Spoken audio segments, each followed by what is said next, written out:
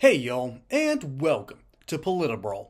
My name is Brian, and Mike Waltz takes an absolute wrecking ball to Jim Acosta's wave after wave of smear attempts on President Trump on his own channel. This is great. Let's dive in. The Trump campaign may have broken federal law by using Arlington National Cemetery for political purposes. That was when the former president was there to honor family members of those fallen soldiers at Abbey Gate. Yep. Are you concerned at all about the Trump campaign playing politics with Arlington National Cemetery? You know, Jim, I was there. Those families had that ceremony completely set up with Arlington and then invited both President Trump and Kamala Harris, who was in Washington that day. She chose not to come. He chose to be there for them. We were down there at Section 60. You could have heard a pin drop. By the way, but should they have been I saw no conflagration. I've taken photos every time I visited. But should they we post them online. But should they have had Trump campaign staff coming over to Section 60 to take pictures and so on? We were all taking pictures with our phones. All of us were taking, the families were taking pictures, their relatives, his staff, me, all of us. You shouldn't use because Arlington. I've never heard, this is a made-up rule that you don't take photos in Section 60. Every veteran knows you do it. And by the way, if you're going to enforce, as a campaign but if you're going to enforce right? this, then you don't selectively enforce it on President Trump. President Biden has done it. John McCain did it. Harris has done it in all kinds of federal cemeteries. But suddenly we're going to selectively try to make a distinction between his official role as former president and whether he's in a campaign by some bureaucrat at Arlington National Cemetery. But if the cemetery personnel tell you these are the rules, shouldn't you follow them? Well, if the rules are evenly applied, right? Have they been evenly applied? I mean, you also have precedent. Joe Biden just did a campaign ad hitting Trump in June from a military cemetery in Europe. Where was your outrage, the media's outrage, or anyone's outrage? He ran a campaign ad in June from a military cemetery hitting President Trump for the made-up suckers and losers comment. No one said a word. You think that's now they are. Let me ask you now about this. Trump also said that the Presidential Medal well, of Freedom... in that regard, no. I mean, I believe the 26 people who are around President Trump... You don't believe John Kelly, the chief of staff? Well, I believe the 26. I mean, you have 26 people General Milley versus one. Said he made similar comments. Let me ask you about this. Trump also said that the Presidential Medal of Freedom, which is awarded to civilians, is, quote, much better than the Medal of Honor, which is awarded to service members. Did you take issue with that? Well, look, I think it was taken out of context in the sense he was saying this award, the Presidential Medal of Freedom, you aren't literally have your limbs blown off or died for, and certainly that's better than those who go through that kind of pain and anguish with the Medal of Honor. And I think the campaign's clarified that. You don't think that was a mistake on his part? Well, I think they've clarified, the context with which he said it, in that you don't have to die or lose limbs to get this one as you do for the Medal of Honor. And I think we can all agree on that the sacrifices made by our service members should be honored. I hope we would agree that Absolutely. there should be accountability. Not a single person has been fired for the worst military debacle in the Afghanistan withdrawal in our history, I would argue, in our history. And when we have future attacks and Americans have to go back and clean up that mess, that it goes back to responsibility for the Biden administration. When he says it's an outstanding success, that signals to the family and veterans that there's nothing to be learned here, and that's a real disservice. Well, we do need to learn more.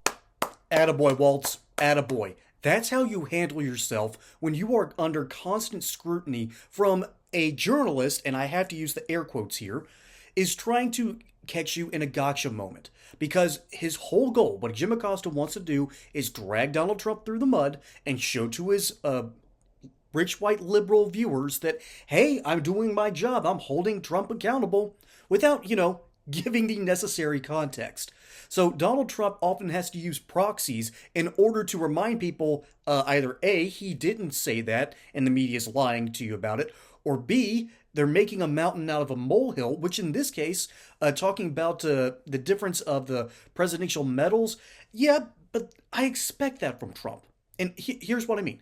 I expect him to make off-the-cuff attempts at a joke or to make light of something simply to get a laugh out of the room. Hey, y'all. You've heard about ivermectin, the medication that's been under fire for simply helping people during COVID.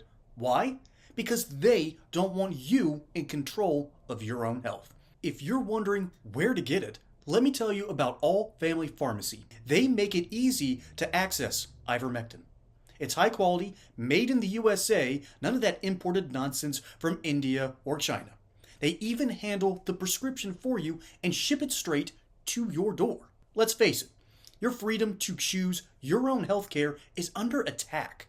Leaders like RFK Jr. have been warning us, and they're right. Don't sit back and let the system decide for you what you can and can't have. And it's not just ivermectin. All Family Pharmacy offers over 200 medications. Whether you need ivermectin or something else, they've got you covered. Make America healthy again. Visit allfamilypharma.com/brawl and use coupon code BRAWL10 for 10% off of your order. Stock up today and secure your supply. This isn't great for decorum, but you know what? It's authentic. That's who Trump is. And if you're out here trying to run him through the mud, I don't recommend going around and reminding people that Trump is actually trying to be funny. And yeah, if I was Jim Acosta, I'd be lying about this too. Except no, I wouldn't. I actually have some integrity. Jim Acosta is trying to make sure that his audience is being fed this ridiculous red meat when we all know it was ultra-processed and it's really all plant-based, okay?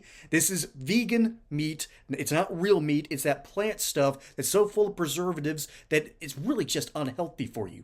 And that's exactly what media is. For the most part, this media empire that Jim Acosta is trying to run, it's unhealthy. All right, it's like eating Cheetos all day and wondering why you gained 30 pounds over the year, okay? It's New Year's. It's time for us to start looking down and realizing, hey, we need to shed a few here and there. I know I'm certainly in that camp. And so when it comes to having some self-restraint and some reforms on that, Trump is probably not the guy that's going to be going in that direction. But that's kind of why we like him. And so when he makes a comment about a medal, one being better than the other, you need to take that with a huge grain of salt. And furthermore, the other attempts in this to smear Trump furthermore reminds me of just how dishonest the media is in general, and Mike Waltz is doing a pretty darn good job here. He is staying safe under fire, he's answering the questions properly, and then he's reminding the audience of what Joe Biden has done in a similar, if not the exact same vein. Going to Arlington National Cemetery and having a camp and just showing up, not using it for a campaign, not using it as a photo op. He was invited there. Meanwhile, on federal land and another cemetery, Joe Biden actually filmed a campaign attack against Donald Trump. There's kind of a double standard there, is there not? But if it wasn't for double standards, I think the mainstream media would have no standards at all. And furthermore, when it comes to deflecting, if you're going to deflect from someone, because what Mike Waltz is doing here, he's reminding the audience that this is what Joe Biden did, and this is why it's bad. It's easier for us here on Politibrawl because we kind of have that understanding.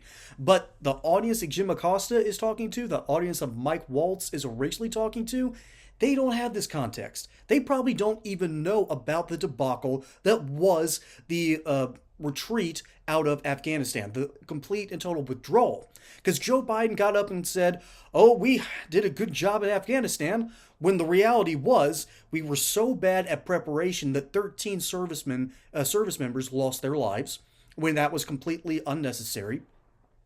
We left billions of dollars of great equipment just lying there for the Taliban. And then Joe Biden, once people realized, wait a minute, you did a bad job, he came out there and said, oh, no, this is Trump's plan. I was just following his plan. Okay, then why didn't you change any of the details?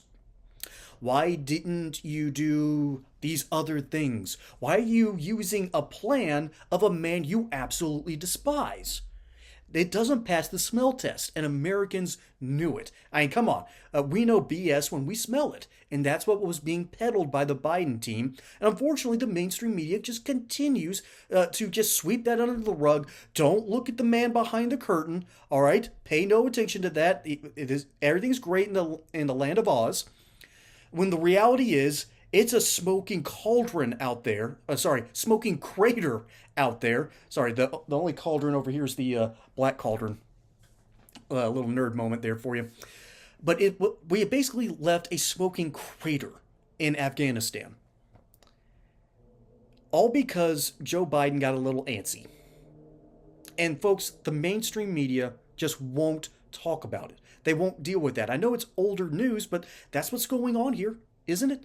This mainstream media, once again, trying to smear one dude who they basically have to lie about constantly, while propping up another who has done an absolutely horrible job. See, this is why the media had to turn on Biden after the debate. They couldn't hide the fact that the man was going senile.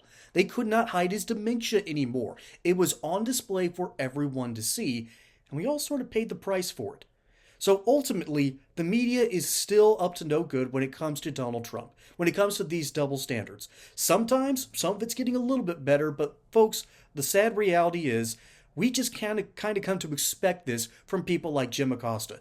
And Mike Waltz does a fantastic job staying calm under pressure, staying on message, and refusing to allow someone else to knock him off his spot. This is exactly how you handle yourself in enemy territory.